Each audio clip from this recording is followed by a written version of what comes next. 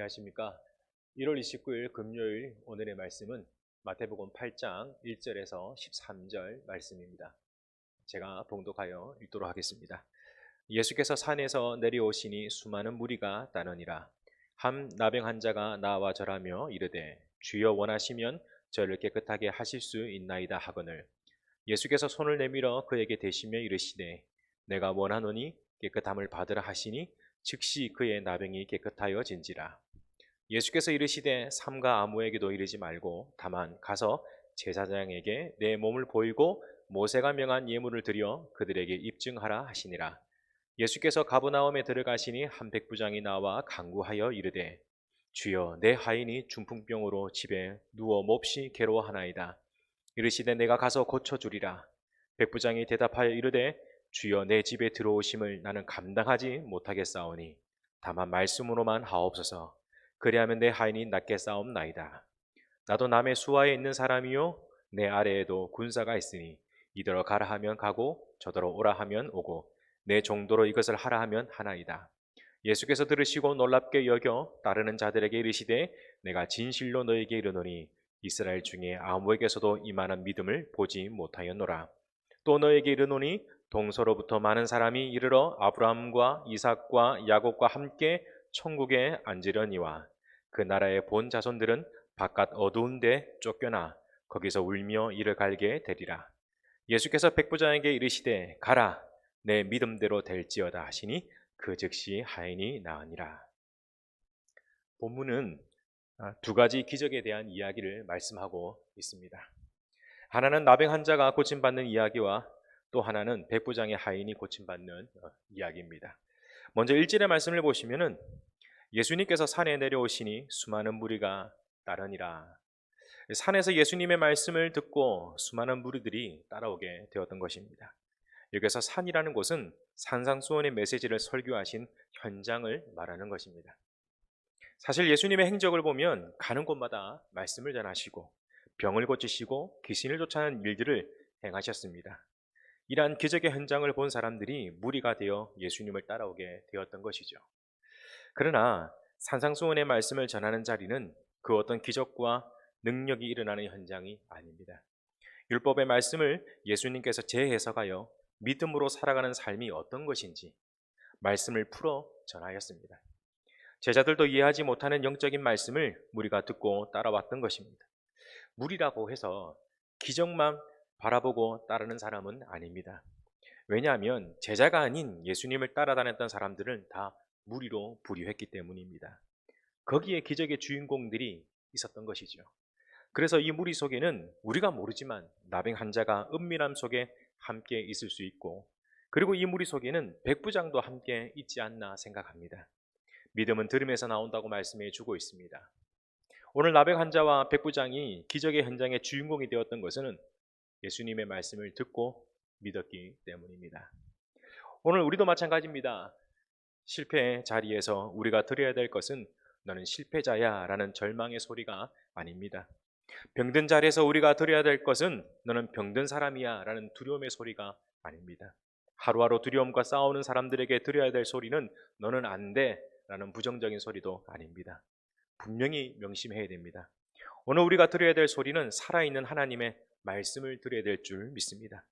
말씀을 들을 때 믿음이 자라나고 말씀을 들을 때 절망의 자리에서 실패의 자리에서 두려움에서 이겨설 수 있는 줄 믿습니다. 산에서 내려오신 예수님 앞에 수많은 군중들이 몰려 있을 때에 갑자기 군중 속에 나병 환자가 나와 이렇게 말합니다. 주여 원하시면 저를 깨끗하게 하실 수 있습니까? 사실 나병 환자는 사람들이 있는 곳에 올 수가 없습니다. 율법으로 금하고 있기 때문입니다. 그러나 이 사람이 여기까지 오게 된 것은 얼마나 큰 용기였는지 모릅니다. 그리고 원하시면 저를 깨끗하게 하실 수 있습니까? 라는 이 나병 환자의 질문은 예수님의 능력을 의심해서 하는 말이 아닙니다. 그는 분명 예수님이 어떤 분인지를 분명히 알고 있었습니다. 나병 환자라는 일상의 사람들과 함께 하지 못할 뿐이지 그는 그 나름대로 예수님의 말씀을 듣고 믿었던 것입니다. 그래서 믿음으로 예수님 앞에 나오게 되었던 것이죠. 나병 환자는 사람들 앞에 나서기가 두려웠고 불안했고 힘들었을 것입니다. 그러나 믿음이 그를 여기까지 오게 했던 것이죠. 그리고 예수님 앞에 고백했습니다. 원하시면 저를 깨끗하게 하실 수 있습니까? 저는 이 말을 이렇게 해석하고 싶습니다. 저같이 버림받은 인생도 예수님을 통해 깨끗하게 변화될 수가 있습니까? 사랑하는 성도 여러분, 오늘 우리도 이와 같다고 저는 생각합니다. 버림받아 마땅한 죄인이지만 예수님께서 우리를 위해 십자가에 죽으시고 부활하셔서 오늘 나를 구원해 주셨습니다. 그러므로 성도가 구원에 대한 감사를 잊어버리면 천국을 소유할 수가 없습니다. 주여 주여 하는 자마다 천국에 들어가지 못한다고 분명히 말씀하고 있습니다. 하늘에 계신 내 아버지의 뜻대로 행하는 사람만이 천국에 들어갈 수 있다라고 말씀하셨습니다. 그럼 여기서 아버지의 뜻이 무엇일까요? 하나님의 아들 예수 그리스도를 이 땅에 죄인으로 보내시고 죽게 하셔서 그 사랑을 오늘 우리에게 믿고 기억하게 하는 것, 바로 그것이 아버지의 뜻인 것입니다. 나병 환자는 지금 하나님의 아들 예수 그리스도 앞에 자신의 몸을 병들었다고 말하지 않습니다. 더럽다고 고백했습니다. 그래서 원하시면 저같이 더러운 몸을 깨끗하게 하실 수 있냐라고 말한 것입니다. 나병 환자의 고백은 단순히 육체를 가리키는 말이 아니었습니다. 자신의 더러운 영혼도 함께 깨끗함을 받기를 원했던 것입니다. 우리는 하나님의 은혜로 구원을 받았습니다. 자격 없는 내가 구원받은 은혜의 선물을 받게 되었던 것이죠. 이보다 더 큰 감사가 어디 있을까요? 성도가 구원에 대한 하나님의 은혜를 잊어버리면 눈에 보이는 문제가 보이게 됩니다. 그러나 감사를 회복하면 문제도 이길 수 있는 능력도 얻게 되는 줄 믿습니다. 예수님과 나병 환자의 만남을 보시면은 우연이라고 혹 여러분 생각하십니까? 그렇지 않습니다. 예수님의 기적은 우연이라는 환경을 통해 계획적이고 준비된 기적을 오늘 우리에게 보여주시는 것이지요. 우리가 받은 구원도 마찬가지입니다. 우연히 전도자를 통해 예수님의 말씀을 듣고 구원을 얻게 되었지만, 그러나 이러한 만남은 우리를 향한 구원의 계획을 우연이라는 환경을 통해 역사하고 있다라는 것이죠. 이것을 하나님의 섭리라고 합니다. 이러한 하나님의 방법을 모르면 우리는 사람만 바라보고 사람만 의지하게 됩니다. 그러나 이러한 하나님의 섭리를 알게 되면 사람을 통해서 역사하시는 하나님의 계획을 경험하게 되는 것입니다. 오른손이 하는 일을 왼손이 모르게 하라, 예수님 말씀하셨습니다. 이 말씀 안에 어떤 뜻이 있을까? 하나님의 오른손의 능력을 나의 왼손의 섬김을 통해 역사하게 하라라는 것이죠. 그래서 성도는 무엇을 했다고 해서 자랑하지 않습니다. 무엇을 드렸다고 해서 드러내지 않습니다. 하나님의 오른손이 나의 왼손을 통해 역사하셨기 때문에 그저 감사할 따름인 것입니다. 나병 환자의 용기 있는 질문에 예수님께서 이렇게 말씀하셨습니다. 내가 원하노니 깨끗함을 받으라. 얼마나 듣고 싶은 말이었을까요? 오늘 우리에게 주신 하나님의 말씀인 줄 믿습니다. 사랑하는 성도 여러분, 어떤 마음의 소원이 있습니까? 어떤 마음의 간절함이 있습니까? 주님께서 이렇게 말씀하십니다. 내가 원하노니 깨끗함을 받으라. 이 말씀대로 이루어지는 하루가 되시기를 축복합니다. 두 번째는 백부장 하인이 고침받는 이야기입니다. 신분의 기천을 떠나 사람을 존중히 여기는 한 백부장이 있었습니다. 중풍병에 걸려 몹시 괴로워하는 한 하인이 있었습니다. 당시 종은 주인의 몸에 거치는 옷에 불과했습니다.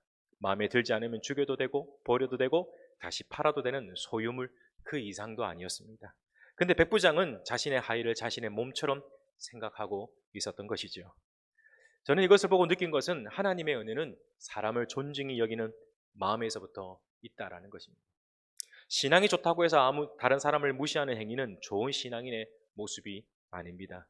하나님의 은혜는 먼저 나를 사랑하고 다른 사람도 존중히 여기는 것입니다. 하나님의 사랑을 몰랐을 때는 나 자신을 미워하고 세상을 비판하고 다른 사람을 정죄하며 살았습니다. 그러나 하나님의 은혜를 알게 되면서 나를 사랑하게 되고 다른 사람을 존중히 여기는 마음이 생기게 되었던 것이죠.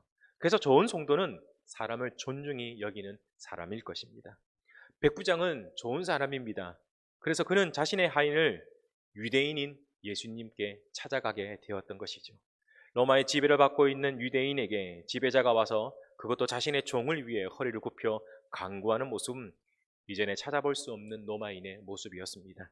그래서 예수님은 이러한 백부장의 모습을 보고 감동하여 당장 백부장의 집으로 가자고 말씀하신 것입니다. 그러나 백부장은 가려던 예수님 앞에 막아서서 이렇게 말합니다. 예수님께서 우리 집에 오심을 저는 감당할 수가 없습니다. 말씀만 하시면 저는 그 말씀대로 이루어지는 줄 믿습니다. 저도 남의 부하에 있고 제 아래에도 사람이 있습니다. 저더러 가라 하면 가고 오라 하면 오는 사람들입니다. 하물며 하나님의 아들 예수님께서 말씀하시면 그대로 되는 줄 저는 믿습니다. 이 말을 들은 예수님께서 어떤 반응을 보였을까요? 본문 10절의 말씀을 보시면 내가 진실로 너에게 이르노니 이스라엘 중에 아무에게서도 이만한 믿음을 보지 못하였노라. 이렇게 말씀하시면서 내 믿음대로 될지어다 라고 말씀하신 것입니다. 그리고 즉시 하인이 고침받게 되었던 것이죠. 사랑하는 성도 여러분, 믿음의 역사는 어떻게 이루어지게 될까요? 예수님이 어떤 분인지를 알고 고백할 때 믿음의 역사가 일어나게 되는 것입니다. 백부장의 믿음은 하인을 사랑하는 마음에 생긴 어설픈 고백이 아니었습니다. 그러나 예수님이 어떤 분인지 분명히 알고 있었습니다. 말씀만 하셔도 그 말씀이 그대로 이루어지는 줄 믿고 있었던 것이지요.